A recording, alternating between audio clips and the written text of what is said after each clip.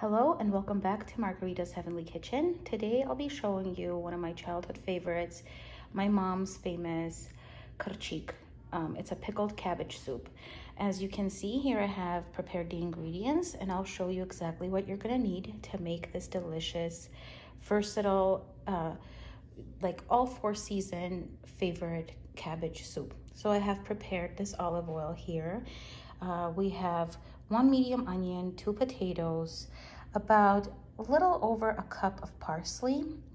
Then I poured some boiling hot water over my cracked wheat because, as you know, it takes a little longer to cook for the wheat than the rest of the ingredients.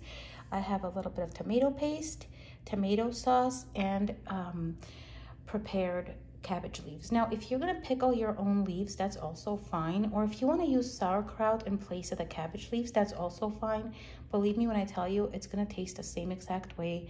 I love sauerkraut as well. In fact, I might add a little bit.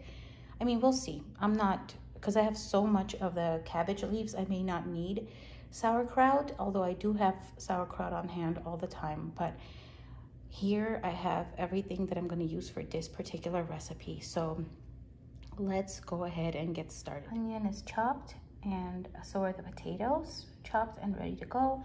I haven't chopped the parsley just yet, just because parsley is one of the last ingredients to go in as the soup is almost ready. So I'll be chopping that once I get started on the preparation. Okay, so a little attention to the potatoes. I wanted to mention how tiny I choose to cut my potatoes just because they're easier to eat in soup.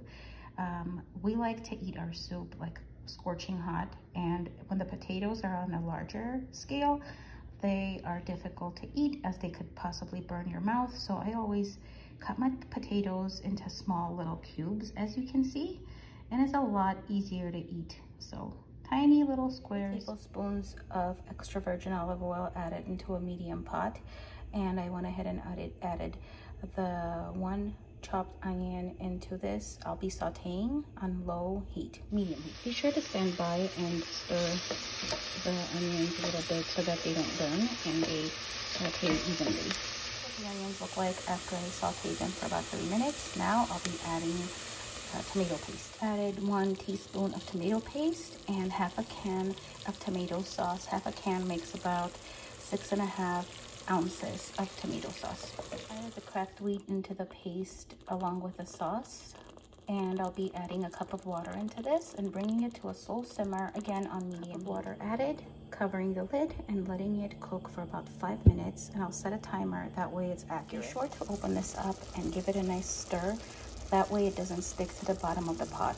Added another 2 cups of water and the potatoes, and I'll be simmering this again on low heat for about another 5 minutes before adding the pickled cabbage. While I cooked the potatoes along with the wheat for another 5 minutes, I went ahead and chopped pickled cabbage, about 6 cups of the cabbage. As you can see, it's a rough chop, not too small but not too large.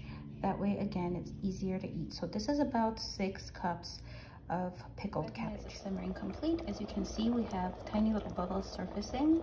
And this is how it should look. So now I'll be adding pickled cabbage. Cabbage is in. I'll be simmering this for another 8 to 10 minutes to bring it to a complete boil so that the potatoes are cooked through, and so is the wheat. I seasoned it with a little bit of salt. Keep in mind when you're seasoning or adding salt to this that the cabbage is already, it's fermented, it's pickled. So you really don't need to go too generous with your salt. So just be careful. And this is really versatile. So if you want to add a little bit of freshly ground black pepper as you're serving it, that's also fine. But I wouldn't season it too much, just because, like I said, this is so flavorful and rich in flavor that just salt is enough to make it really tasty. What it looks like, smells amazing. Heavenly, I should say. I didn't name my channel Heavenly for nothing.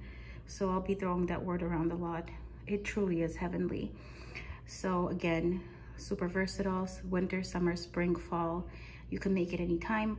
I should tell you that it can also be served cold, straight out of the fridge, just because it's cooked with olive oil, so it's not gonna ever have like fat, or, you know, like when you cook it with butter, you obviously have to warm it up, but this can be eaten straight out of the fridge or at room temperature.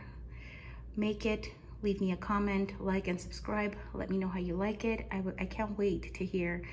I would love for you guys to make this and try it, just because I know it is gonna quickly become a family favorite. Like, subscribe, enjoy, have a wonderful day, and be safe.